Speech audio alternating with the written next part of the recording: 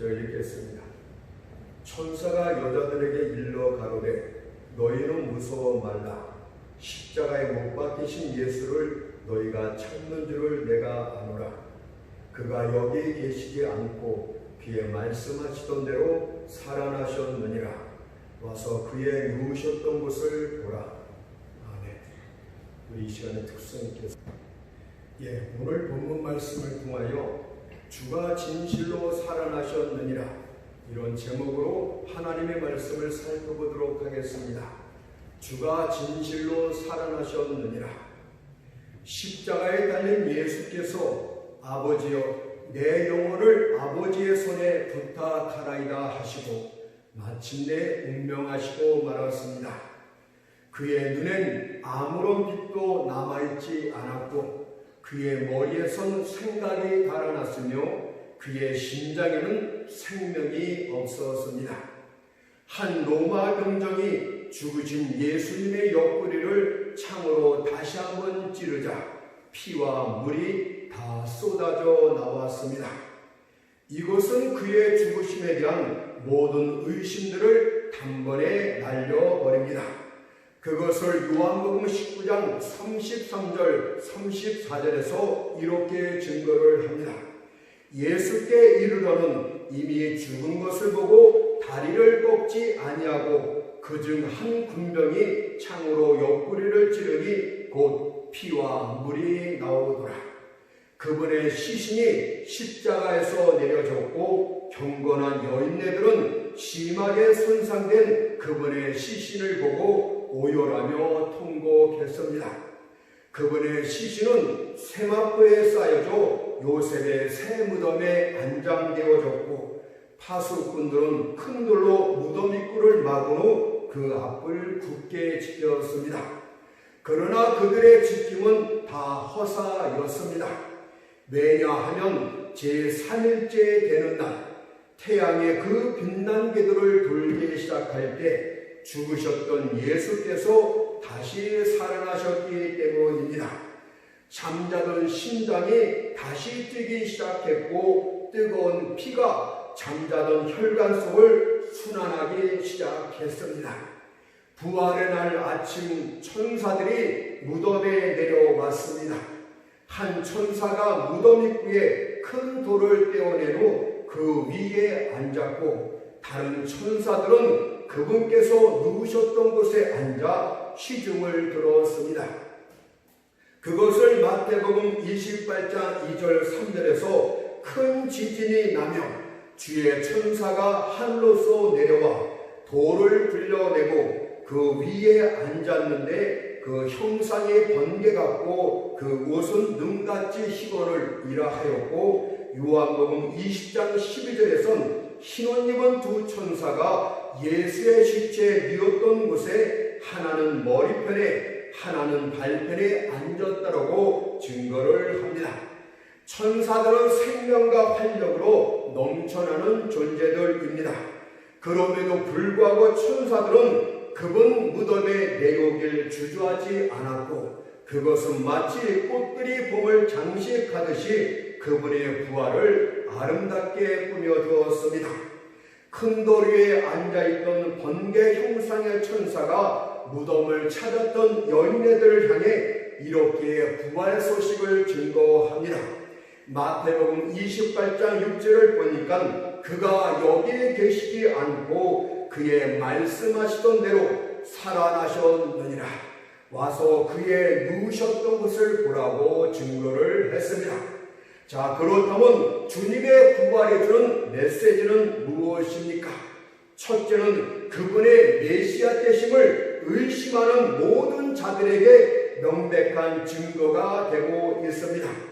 그들은 주가 메시아됨을 의심하면서 요한복음 2장 18절에서 이렇게 반문을 합니다.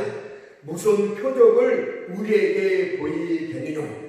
그때 주님께서는 요한복음 2장 19절에서 이렇게 대답을 하십니다. 이 성전을 헐라 내가 사흘 동안에 일으키리라. 여기서 성전이란 그분의 육체를 뜻하는 것으로서 장차 그가 십자가의 죽으심을 당할 것이지만 3일 만에 다시 부활하심으로 그가 메시아이심을 증거하는 표적이 될 것이란 말씀입니다. 또한 서기관들과 바리새인들이 마태복음 12장 38절에서 선생님이여 우리에게 표적 보여주기를 원하나이다고 하였을 때에도 주님께서는 마태복음 12장 39절에서 이렇게 대답을 하십니다. 악하고 음란한 세자가 표적을 구하나 선지자 요나의 표적밖에는 보일 표적이 없느니라. 요나가 밤낮 사흘을 물고기 뱃속에 갇혔다가 다시 살아나왔듯이 주님께서도 밤낮 사흘을 땅속 무덤에 갇혔다가 다시 살아나오심으로 메시아의 표적을 보여주셨습니다. 주님께서는 자신의 죽었던 몸이 환영으로 나타난 것이 아니고 실제 몸으로 다시 나타나셨음을 거듭해서 친히 증거하셨습니다. 그분께서 누가복음 24장 39절에서 나를 만져보라고 하십니다. 이 얼마나 놀라운 부활의 증거란 말입니까?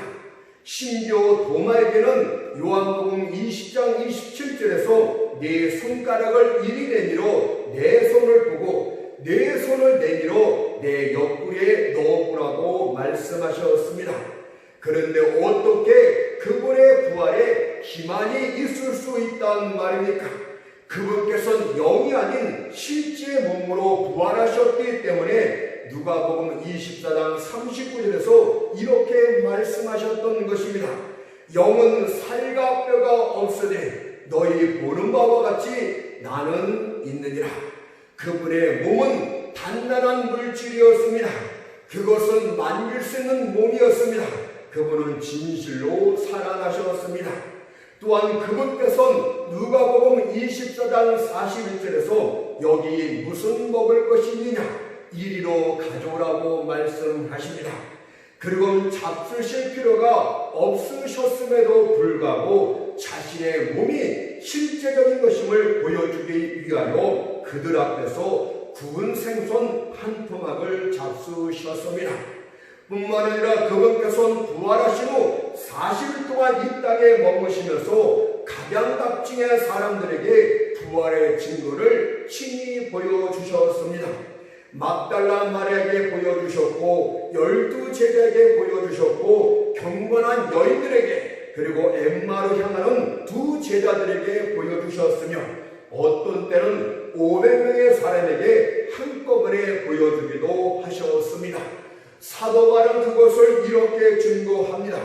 고린도전서 15장 4절에서 8절 말씀을 보니까 장사 지낸 바 되었다가 성경대로 사흘 만에 다시 살아나사 게바에게 보이시고 후에 12 제자에게와 그 후에 500여 형제에게 일시에 보이셨나니 그 중에 지금까지 태반이나 살아있고 어떤 이는 잠들었으며 그 후에 야곱에게 보이셨으며 그 후에 모든 사도에게와 맨 나중에 만삭되지 못하여 난자 같은 내게도 보이셨느니라. 아멘. 수많은 사람들이 부활의 주님을 만났고 그들 모두는 자신들이 속지 않고 있음을 확신했습니다. 그들에게 있어 주님의 부활은 놀라움과 충격 그 자체가 되었습니다. 따라서 그들은 다시 사신 그 예수를 증거하지 않을 수가 없었습니다. 베드로와 그 나머지 제자들은 사람들 앞에서 주님의 부활 사실을 이렇게 담대히 증거를 했습니다. 사도행전 2장 32절을 보니까 이 예수를 하나님이 살리시니라 우리가 다 이 일의 증인이로다 하고 증거를 합니다. 믿음의 원수들은 그들의 담대한 증거를 보고 놀라기도 하며 두려워하기도 하였습니다. 저는 그들이 핍박이나 박해, 심지어 죽음까지도 두려워하지 않았을 것이라고 생각이 듭니다. 과연 그렇게 확실한 부활 증거를 가졌는데 어떻게 주님을 불신할 수 있다는 말입니까? 수많은 증인들의 입을 통해서 주의 부활은 기정사실이 되었고 마치 그것도 부족하다는 뜻이 그들은 피 흘리는 순교의 자리까지 나아감으로써 부활을 증거했습니다. 그들은 살아서는 구름같이 허다한 증인들이 되었고 죽어서는 피로 구름을 붉게 물들이는 순교자들이 되었습니다. 그들은 부활 소식을 전하는데 자기의 생명을 귀한 것으로 여기지 않았습니다. 그들은 모든 것을 잃어버렸고 추방을 당하였으며 만물의 찢기같이 여김을 받았지만 자신들의 믿음을 결코 부인할 수 없었고 또 그렇게 하려고도 하지 않았습니다. 하지만 오늘날 이 시대는 부활의 사실과 그 정신을 잃어버리고 있습니다. 이 시대는 명백한 부활 사실을 비유나 가설로 바꾸려고 합니다. 그림자는 쫓되 본체는 잃어버리는 자는 가련한 자들이라고 할 수가 있겠습니다. 그것은 마치 그 옛날 솔로몬의 금방패는 애굽왕 시삭에게 다 빼앗기고 르호보암의 방패로 만족하려 했던 타락한 이스라엘 백성들의 모습과 똑같습니다. 옛 세상 역사는 한두 가지 의심스러운 증거만 있어도 철떡같이 믿는 자들이 어떻게 주님의 부활은 그토록 많은 증거들과 그토록 많은 증인들이 있는데 왜 못 믿고 있는 것입니까? 부활에 대한 더 이상의 증거는 전혀 필요치 않습니다. 주님의 부활은 문자 그대로 사실이었습니다. 그가 십자가에서 죽으셨던 것이 실제적인 사실이었던 것처럼 그분의 부활하심도 실제적인 사실이었습니다.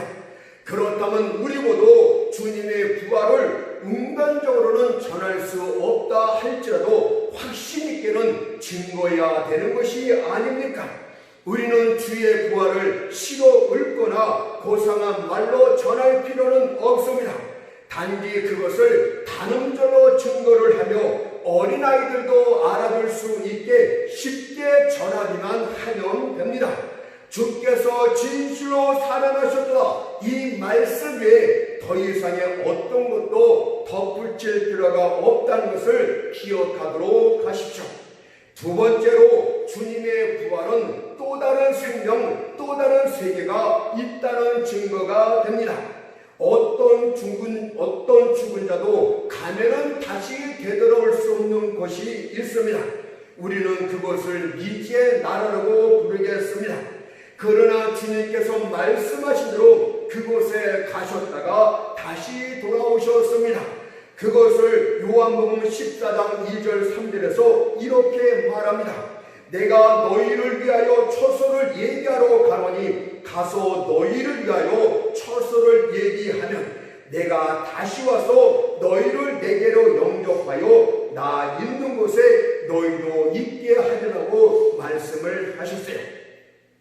실제로 그분께서는 3일 만에 되돌아오실 것을 말씀하신 그대로 하늘에서 3일 동안 우리의 처소를 예비하신 후 이 땅에 다시 돌아오셨습니다. 그것이 바로 부활 아닙니까? 그리고는 40일 동안 이 땅에 머무시면서 부활을 증거하시다가 다시 미지의 나라 낙원으로 돌아가셨습니다. 이것은 장차 우리가 누릴 낙원이 있다는 명백한 증거가 됩니다. 따라서 믿는 우리들도 죽게 되면 낙원이란 복된 장소로 들어가게 됩니다. 누가복음 23장 43절의 말씀처럼 오늘 네가 나와 함께 낙원에 있으리라. 그러나 예수를 거역했던 모든 자료는 미지의 세계가 바로 음부라는 것을 기억하도록 하세요. 누가복음 16장 22절 24절을 보니까 부자도 죽어 장사되매 저가 음부에서 고통 중에 눈을 들어 멀리 아브라함과 그의 품에 있는 나사로를 보고 불러 가로되 아버지 아브라함이여 나를 긍휼히 여기사 나사로를 보내어 그 손가락 끝에 물을 쥐고 내 혀를 서늘하게 하소서. 내가 이 불꽃 가운데서 고민하나이다. 내가 이 음부의 불꽃 가운데서 고민하나이다라고 고통 중에 부르짖고 있지 않습니까? 뿐만 아니라 주님께서는 이전과 다른 영광 때문으로 다시 다시 살아나셨다는 것은 또 다른 생명, 영생이 있다는 증거가 됩니다. 그분의 부활하신 몸은 이곳에서 저곳으로 막힘없이 지나가셨으며 마음대로 나타나셨다가 사라지기도 하시는 물질의 법칙을 초월한 몸을 가지셨습니다. 제자들이 안식구 첫날 저녁 한 곳에 모여 요한복음 20장 19절을 보니까 유대인들을 두루하여 문들을 닫았더니라고 기록하고 있습니다. 그러나 주님께서는 벽도 문도 완전히 닫혔지만 그들 가운데 갑자기 나타나셨습니다. 이것이 바로 영광된 부활의 몸의 특징이 되는 것입니다. 부활하신 주님의 몸은 고통이나 배고픔이나 목마름이나 피곤을 전혀 느끼지 않는 신령한 몸이셨습니다. 때문에 우리 몸도 마지막 날에는 주와 같은 영광되고 신령한 몸을 다시 입게 될 것임을 성경이 증거를 합니다. 그것을 고린도전서 15장 42절에서 44절까지 이렇게 말합니다. 죽은 자의 부활도 이와 같으니 썩을 것으로 심고 썩지 아니할 것으로 다시 살며 욕된 것으로 심고 영광스러운 것으로 다시 살며 약한 것으로 심고 강한 것으로 다시 살며 육의 몸으로 심고 신령한 몸으로 다시 사나니 라고 말씀을 하셨습니다. 여러분들에게는 새로운 생명, 영생이 존재하고 있습니다. 그리고 영생에 필요한 신령한 몸, 부활의 몸이 기다리고 있다는 것을 여러분들은 믿어야 됩니다. 바로 예수님께서 낙원에 가셨고 또 신령한 몸을 가졌던 것처럼 우리도 죽어서 낙원에 이르게 될 것이고 신령한 장소가 있는 것이고 또 예수처럼 우리도 신령한 몸을 갖게 될 것임을 믿어야 될 줄 믿습니다. 끝으로 주님의 부활하심은 우리가 하나님 앞에서 의롭다함을 받았다는 즉 칭의의 증거가 됩니다. 죄인들을 향한 하나님의 어미하신 선언은 에스겔 18장 4절의 말씀처럼 범자는 영원히 죽으리라 이것입니다. 그런데 예수께서 우리의 대리자가 되어주시다, 우리의 대표자가 되어주시다 우리 죄를 대신하여 피 흘려 죽으셨습니다. 그것을 이사야 53절 6절이 증거하기를 우리는 다 양 같아서 그릇 행하여 각기 제 길로 갔거늘 여호와께서는 우리 무리의 죄악을 그에게 담당시키셨다 라고 말씀을 합니다. 우리는 각기 자기 나름대로 죄를 짓고 있었지만 주님께서 그 모든 죄를 어깨에 짊어지셨다고 말씀하고 있는 것 아닙니까? 우리의 대리자시오 우리의 대표자 예수를 증거하고 있었습니다. 때문에 이제 하나님께서는 더 이상 우리에게 아무것도 요구하실 수가 없습니다. 과연 주님께서 율법의 요구대로 우리를 대신하여 피 흘려 죽으셨는데 무엇을 더 요구할 수 있단 말입니까? 예를 들어서 어떤 사람이 많은 빚이 있는데 그의 보증인이 대신하여 그 빚을 다 탕감하였다면 그는 갚을 것이 전혀 없게 되는 것이요. 과연 예수께서 우리의 보증인이 되어주시다 자신의 피로 우리의 죄값을 대신 다 갚았는데 누가 감히 우리를 정죄할 수 있다는 말입니까? 로마서 8장 34절을 보니까 누가 정죄하려 죽으실 뿐 아니라 다시 살아나시기는 그리스도 예수시니라고 증거를 합니다. 우리는 율법을 범한 죄인이었습니다. 그리고 로마서 6장 23절의 말씀처럼 죄의 삭선은 사망이라고 하였듯이 우리는 율법에 따라 사망의 형벌을 받아 마땅합니다. 그런데 예수께서 우리를 대신하여 죽으셨습니다. 그리고 다시 부활하셨습니다. 따라서 부활하신 주님은 우리의 죄값을 다 지불했다는 일종의 영수증과 같은 것이 되었습니다. 오늘 부활하신 주님을 보고서 사단이 여러분들을 정죄합니까? 율법이 여러분들을 정죄합니까? 나의 영수증이 저기더라. 바로 부활하신 하나님을 봐라, 예수를 봐라. 그분이 나의 죄값을 다 갚은 바로 영수증과 같은 분이다. 나의 보증이다. 이렇게 담대하게 외칠 수 있어야만 되는 것이죠.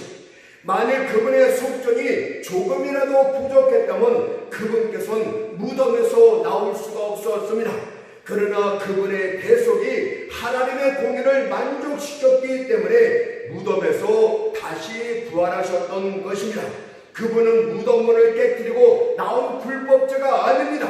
하늘 법정에서 보낸 천사들에 의해서 공식적으로 무덤문을 나왔다는 것은 죄값을 완전히 갚았다는 합법적인 석방을 증거하고 있는 것입니다. 세상 법정에선 죄값을 치르면 무죄가 됩니다. 그러나 하나님의 법정에선 무죄자가 의롭다심을 더하여 주실 것을 말씀하셨어요. 그것을 로마서 3장 24절에서 그리스도 예수 안에 있는 구속으로 말미암아 하나님의 은혜로 값없이 의롭다심을 얻은 자 되었느니라 라고 말씀을 합니다. 자, 그렇다면 우리들의 부활은 어떻게 되는 것입니까? 그리스도의 부활은 자기 백성의 부활을 보증하는 보장이 됩니다. 왜냐하면 예수께서 행하신 일은 우리의 머리로서 행하신 일이기 때문입니다.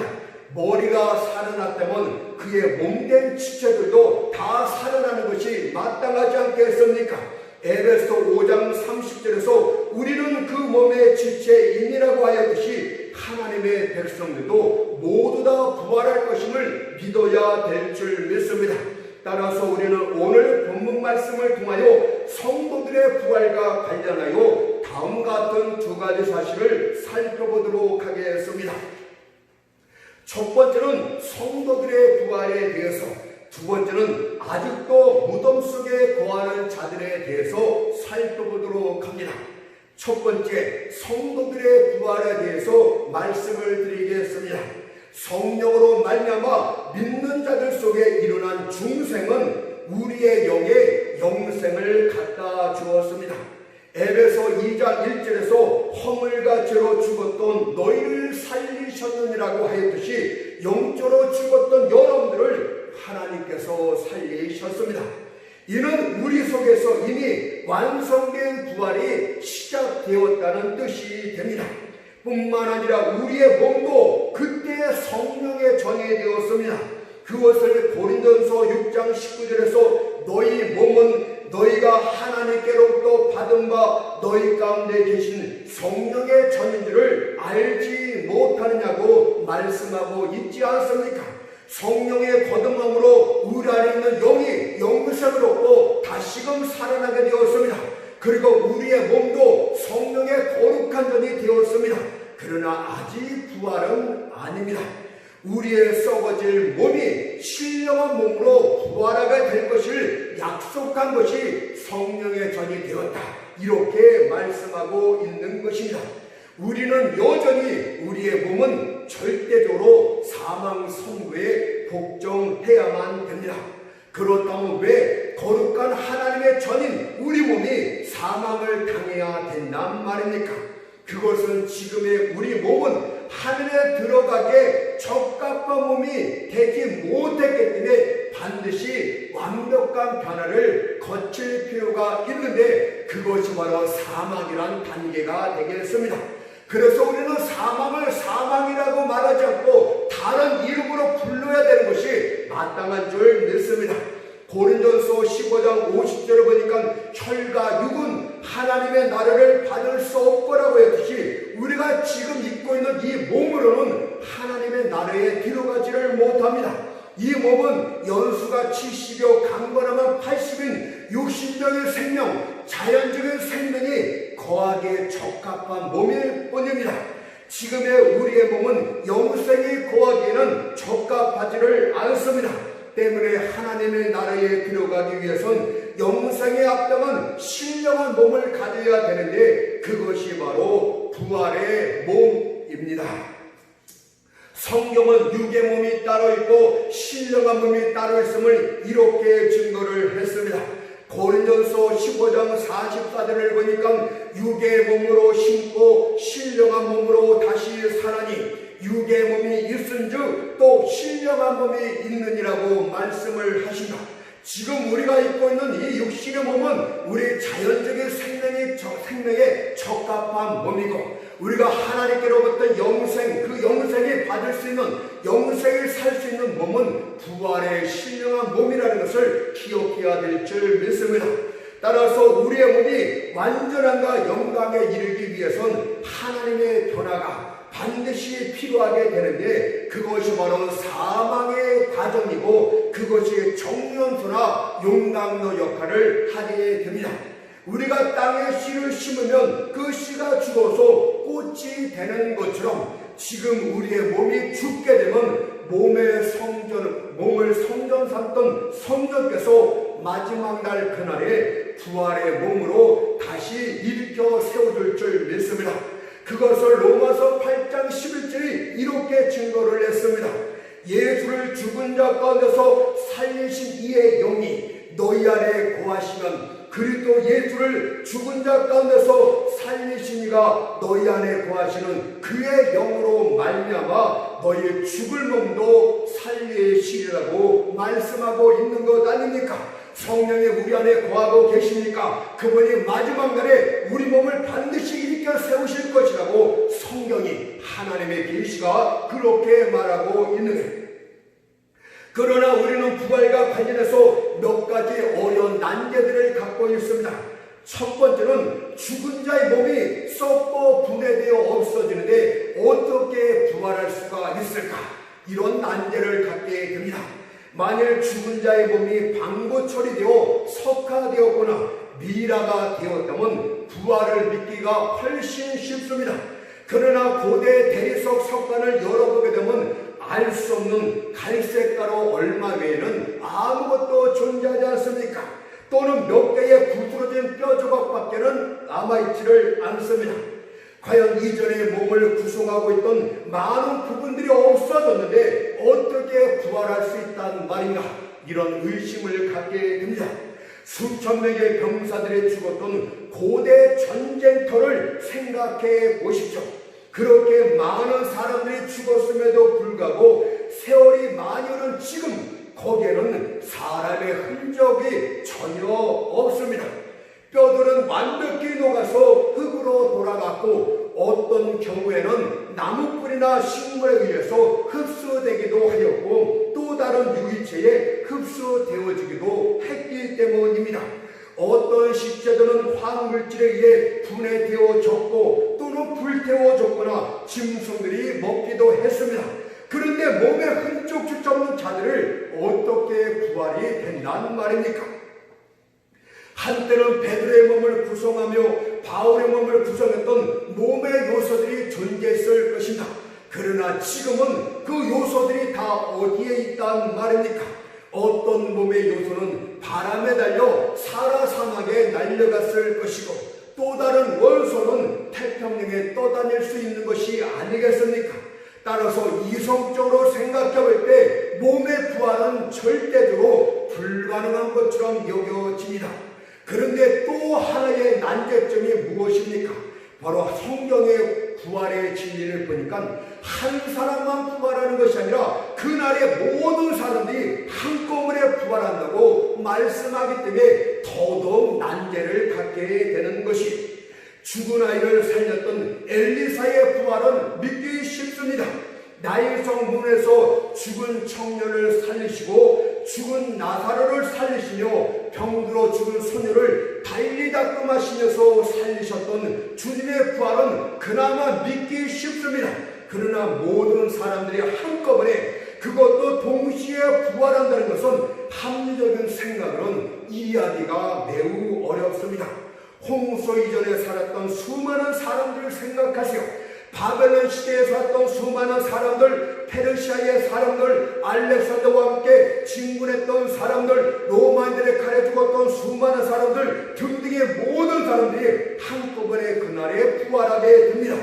뿐만 아니라 사람들로 우글거리는 중국이나 인도들을 생각해 볼 때, 또는 역병이나 지진과 전쟁으로 죽은 수많은 사람들을 생각해 볼 때 성경의 부활 교리는 믿기가 쉽지 않습니다.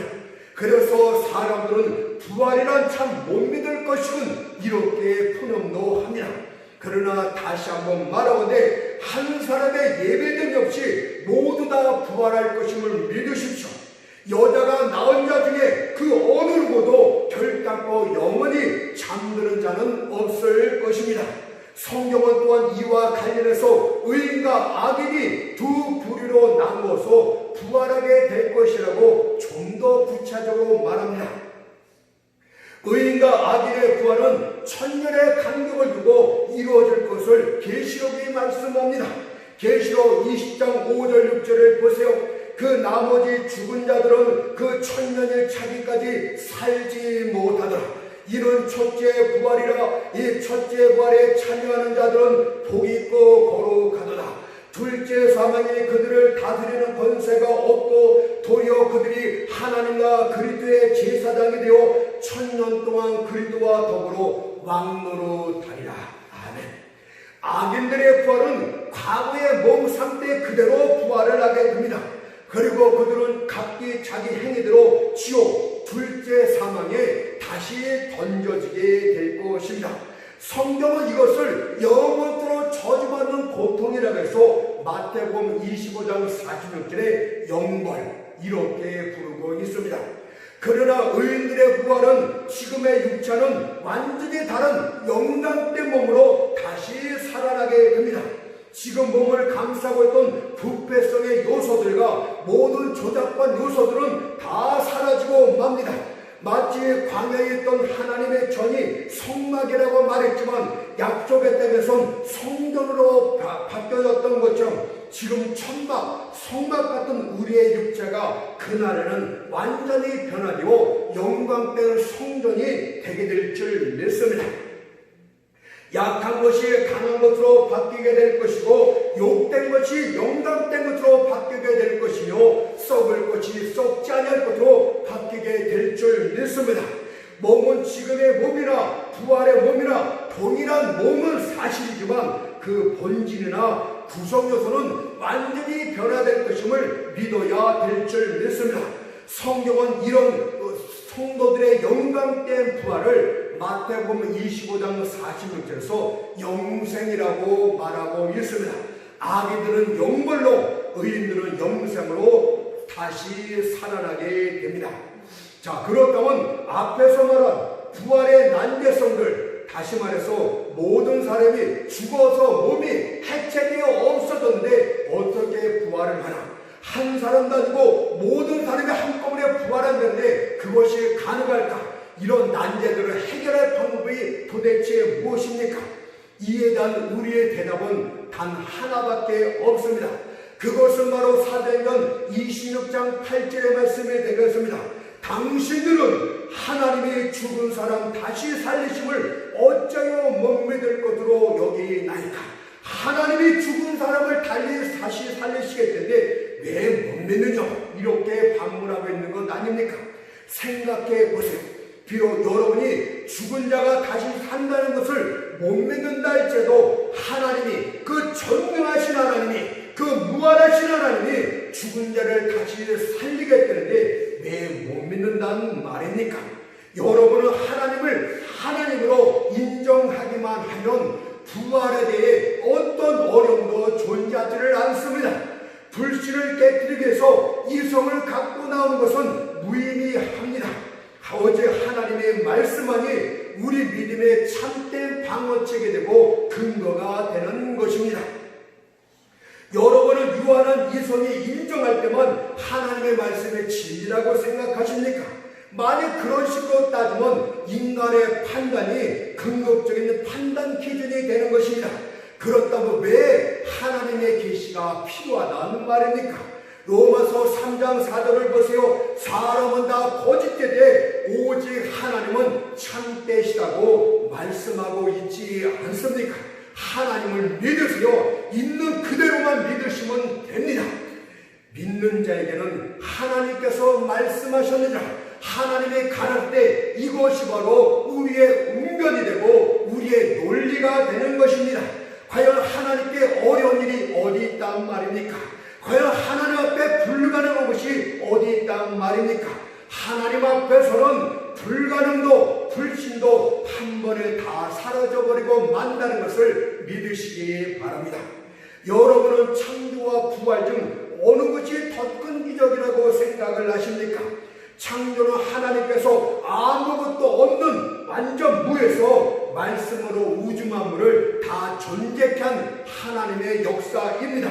만약 여러분이 정직한 마음만 갖고 있다면 그분이 만드신 만물들을 보면서 하나님의 창조들을 부인하지 못하게 될 것입니다.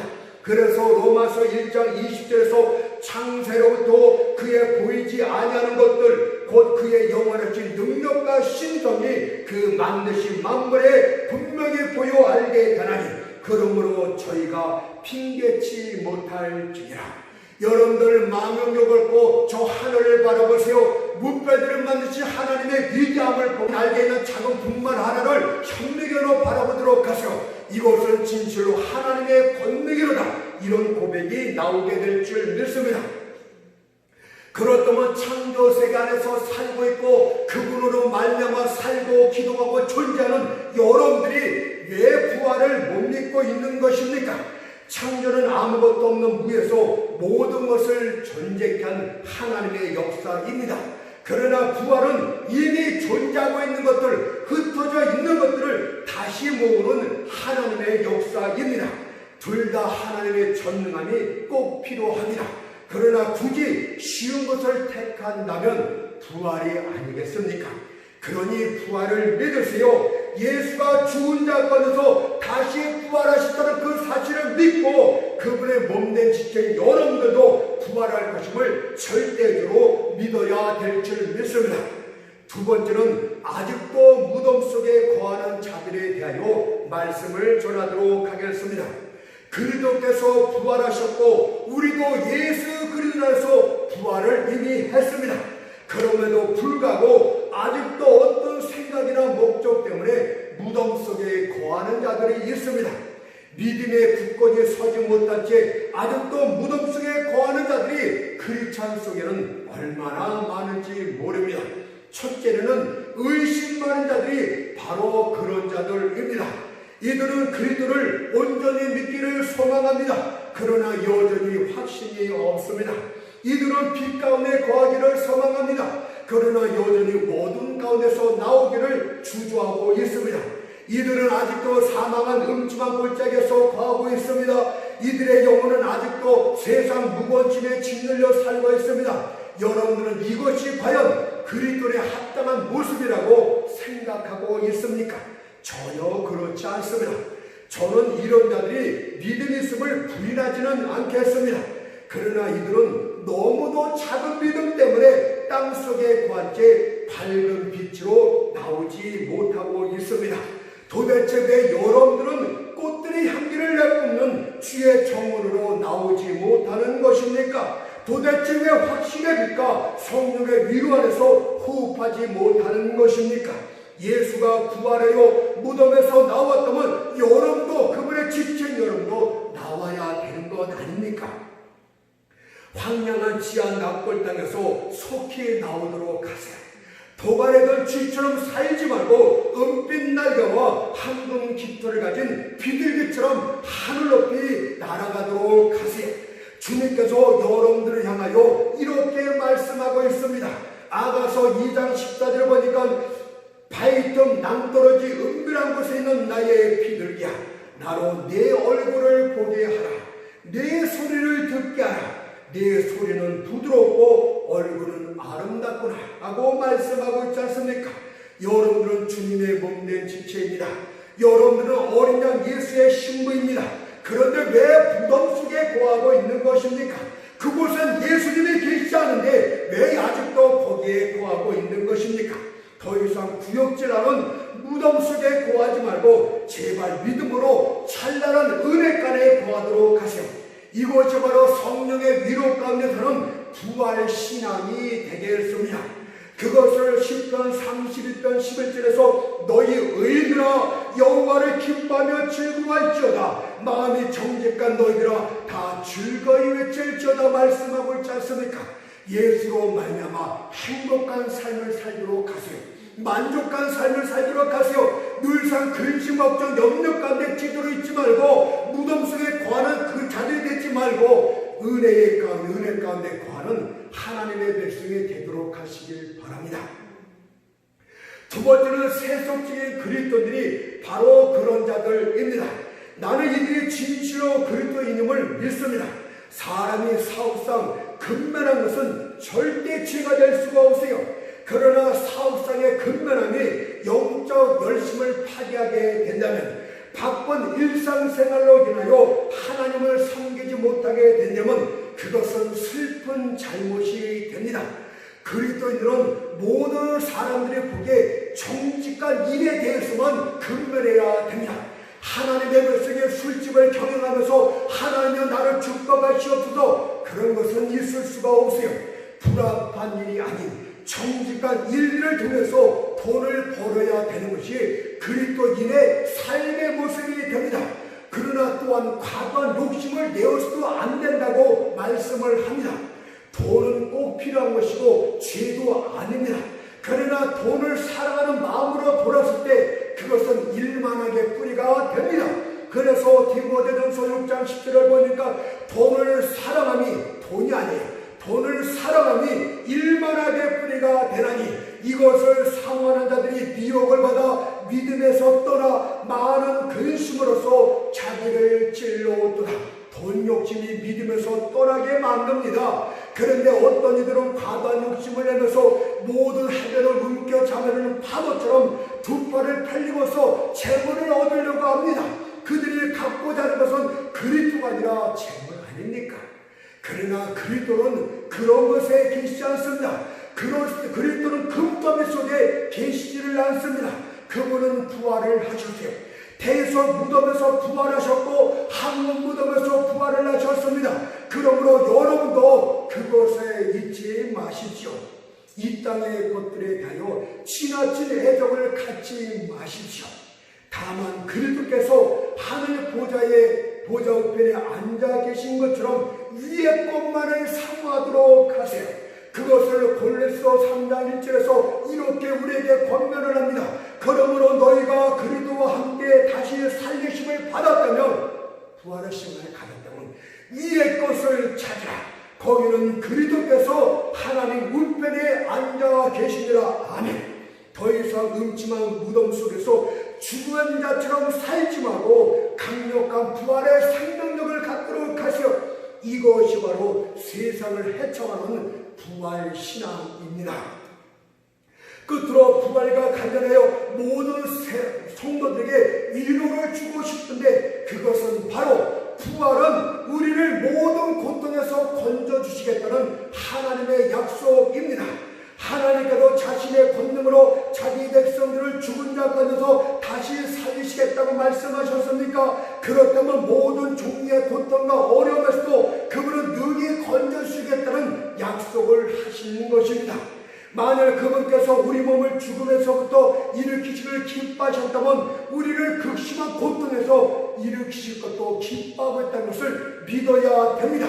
그러니 끔찍한 고통들이 여러분들 죽일 듯이 덤벼든다 할지라도 두려워하거나 낙심하지 마세요. 왜냐하면 그분께서 여러분을 고난의 구렁텅이에서 능히 끌어올려 주실 것이기 때문입니다. 그러니 고난 중에 있을 때 스칠 가치조차 없는 인생들에게 달려가지 마세요. 오직 죽은 자를 다시 살리시는 전능하신 하나님께로 달려가도록 하세요. 그리고 담대하게 고린도서 15장 55절의 말씀을 바꿔서 외치도록 하세요.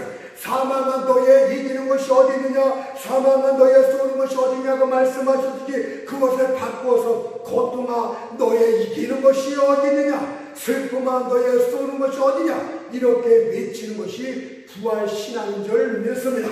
이제 결론을 맺겠습니다. 교회의 역사는 그리스도의 역사입니다. 때문에 비록 교회가 부패함과 타락함으로 죽은 것 같이 되었다 할지라도 반드시 교회는 다시 살아나게 될 줄 믿습니다. 철길을 따라 달리는 기차를 보십시오. 기차가 산호의 터널 속으로 들어갔습니다. 그러나 시야에서 보이지 않는다고 해서 기차가 없어진 것은 아닙니다. 왜냐하면 기차는 잠시의 반대편에서 큰 기적들을 내며 힘차게 달려 나올 것이기 때문입니다. 한국교회도 반드시 그렇게 될 줄 믿습니다.